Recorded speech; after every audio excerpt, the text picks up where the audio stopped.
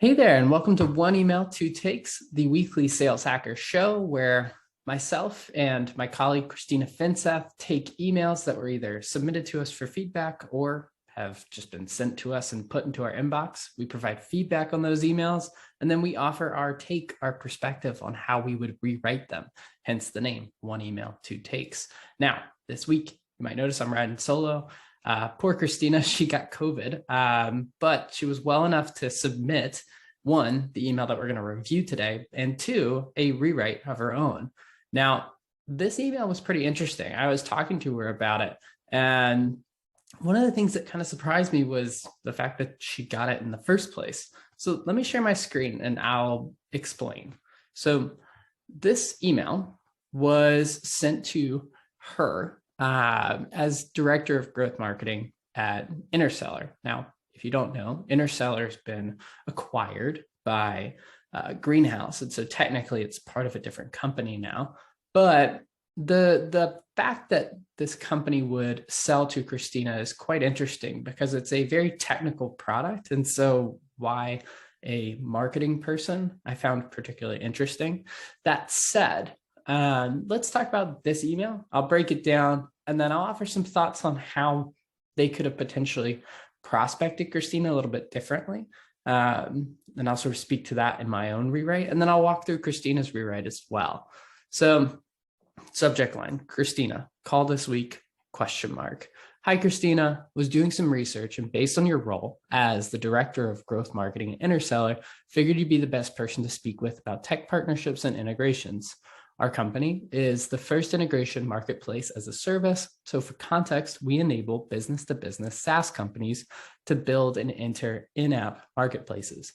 Since tech partnerships are now vital for growth, our company enables SaaS companies such as Case Study 1 and Case Study 2 to quickly decrease the time to value for those partnerships and track integration's positive impact on customer retention and satisfaction. When do you have 15 minutes on Friday or Monday to chat about our service? Best, said sales rep. Now, there's several things about this email, right? And as you can tell by the title, one of the things that immediately comes to our mind was how it looks on a mobile phone. So when Christina first opened this email, she actually got it on her phone. And the first thing she brought up was how bad it looks on a phone, right? It's a big old block of text. And so naturally, people are inclined to be like, what is this thing? But the other piece is actually the content itself. So like, even if you reformatted it, there's still issues here. Let's start with the subject line. So Christina, call this week. One, this raises red flags all over the place, right? But two, look at the way it's set up. So starting with this first name token, SalesLoft's actually published some data around this that showcases that you're going to decrease your chance of getting a response by about 18%. And the reason's pretty obvious. No one's emailing you with your first name within a subject line, unless it's a newsletter that you've signed up for, or it's a salesperson trying to slap you across the face with a pitch, right? So it's a big red flag. Now, the other one here, call this week, ?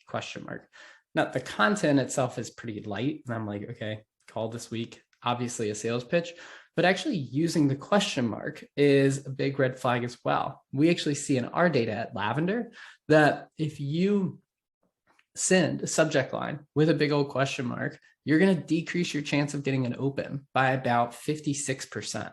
And so the subject line's already put this email off on a pretty bad start, right? So we're definitely going to have to rewrite that.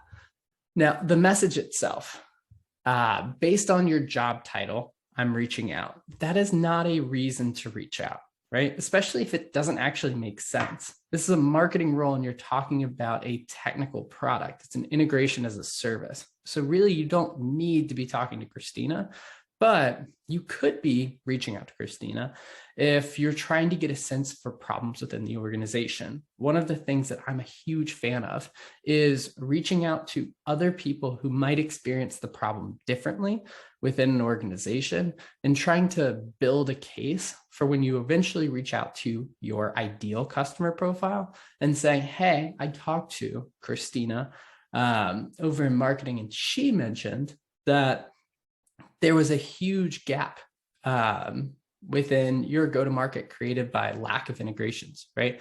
That right there is a much better way to like build a case, approach a target account than just to show up and spray your pitch across the place. Because this entire message is just one giant, here's a bunch of information about me. Does this, sound interesting? And they don't even give you that CTA. They give you want to find 15 minutes, which Gong's published some awesome data around this, which means you're about half as likely to book a meeting because you asked for 15 minutes as opposed to saying, hey, does this sound interesting? So a couple things there. Now, this is wordy, it's formatted horribly. So I'm going to go through the way I approach this first. And I don't want to harp on this because we all kind of know this is a bad email, right? They tried to re-pitch it into a way that was like a little bit more friendly. I'm trying to give this person credit, right? But at the same time, it's clearly poorly targeted. And so let's talk about better ways to write it. So I'm going to go with a new subject line. I'm going to go integration issue. And the reason I'm going to say that is because it actually ties into the rest of the message. Now, I'm also going to personalize my message because I know Christina doesn't work at Interseller anymore. I know she works at Greenhouse. So Christina, I know Greenhouse has hundreds of partners already. So I wanted to ask, have you seen any deals stalled because of a missing integration? Growth leaders typically vent integrations can limit growth. Clients want a seamless experience, so integrations become a must-have. Good luck making the case to engineering. We make this easy for your team. One API gets you access to hundreds of companies. Curious if this is common. What I'm doing here is basically trying to probe to see, hey, is this something that's going on within your organization? Is this a challenge at Greenhouse? Have you found that people wish that this product Greenhouse could integrate into other solutions that they have going on? I mean, I imagine it's the other way around with a company like Greenhouse because they have literally like 300 integration partners, as you'll see from Christina's note. And so it's probably a very different conversation. But that said, it's interesting, right? Like I'm trying to pitch the case of like, usually growth leaders are struggling to get the integration resources needed to move these deals along. We've all experienced this as sellers, right? It's like, you just need to have this one integration. Otherwise, like that's a non-starter. And the pitch to the growth role, trying to get a sense for, is that a problem within the organization, would make it easier for the sales rep to go into the engineering org with some support from what's going on across the rest of the organization, right? The hardest part of sales is getting the conversation going. And it's not any easier when you're talking to a technical buyer as you are, a growth or revenue related buyer. And so having conversations internally, it warms up that initial cold outreach. And so I like this as a strategy. You just have to approach it in a smarter way than trying to spray and pray across an account. Now, I kept the language much simpler. You'll see I broke it out into white space. And I use a larger font here just so that y'all can read it as I go through. But the idea is that like this fits into an email format much more cleanly than the above example. I simplified down what they do, really focusing what they do towards a problem that I'm assuming this company might be experiencing, right? And since I don't really have a good feel for if Greenhouse is feeling this, I started off with a question here. And one of the things that I do here, when I start off with a question, the data showcases that you're much better off with 0 or 1 questions in an email than you are with 2. I think you lose a good like 26% replies when you start asking multiple questions. So my CTA at the bottom is not even really a CTA. It just says curious if this is common. Sort of prods you back to that original question up top, which is, hey, are deals stalling? So very simple, very clean, clear point. And when you start asking multiple questions, sort of that like poke the bear mentality of like, maybe I'll ask a rhetorical question, doesn't necessarily go in your favor. Now, that's my take, right? Christina took a very different approach. So let's walk through it. Integration marketplace, still using that word integration. Marketplace sort of speaking more to what they provide as opposed to back to the challenge. So she started with Christina. Notice Greenhouse has over 400 pre-built integrations listed on the site. Impressive. People actually do enjoy a nice compliment. And starting with that observation is a great place to start. It showcases to Christina, hey, I actually wrote you this email versus the spray and pray approach that we started with, right? While it's great to have this visible for prospects, current customers could be missing out as their tech stacks evolve. We're helping companies like Blank and Blink create positive customer experiences with our in-app marketplace for integrations.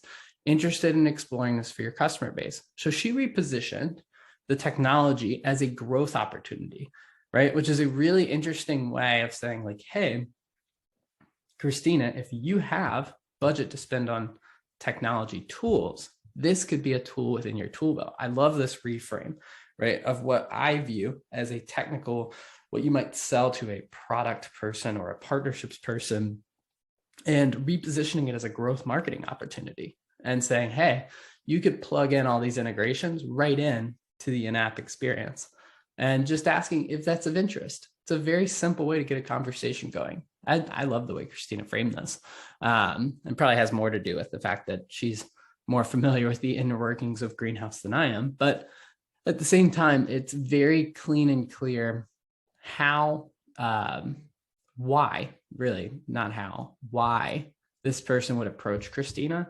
And it's designed in a way that piques curiosity. It's very short, it's very simple, clean, clear email. So that said, like Christina's approach, wish she could be here today. Hope she is feeling better soon so she can be back with us. If you enjoyed this, please subscribe to Sales Hacker. Myself, Christina, we do these on a weekly basis where we're tearing down emails to help y'all get better. And if you ever want to submit an email, shoot it my way, shoot it Christina's way, and we'll happily put it into work. But until next time, it's one email, two takes, and appreciate y'all.